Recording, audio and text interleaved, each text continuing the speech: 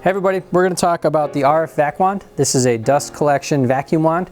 If you're not really a big fan of these other style vacuum heads, these come with just about any kind of vacuum on the market right now for dust collection for the concrete grinding and shot blasting industry. If you love these, great. If you don't like them, well, here's another option for you. We have both options available, but just to explain this specific vacuum wand and some of the similarities and differences. So a big difference is the fact that it's all stainless steel, has a pivot head here with a swivel, has a stiff bristle brush around the lip of the wand. And you'll also notice how wide the opening is here. This is really good for vacuuming dust off of concrete after you're done grinding. You can use it for vacuuming flake when you're reclaiming flake.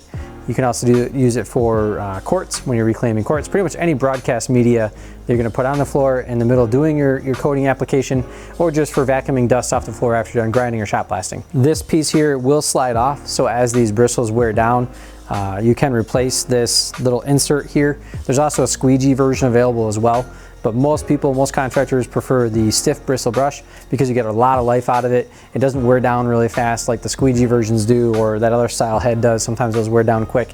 But being all stainless steel and with a stiff nylon bristle brush, you get a lot of life out of this. Even the head is all stainless steel. It's not aluminum. It's not plastic like some of the cheap ones that are on the market that look similar. This one is functionally going to last a lot longer. It's a lot more durable. So you've got your grip up here, the 1.5 inch port right here.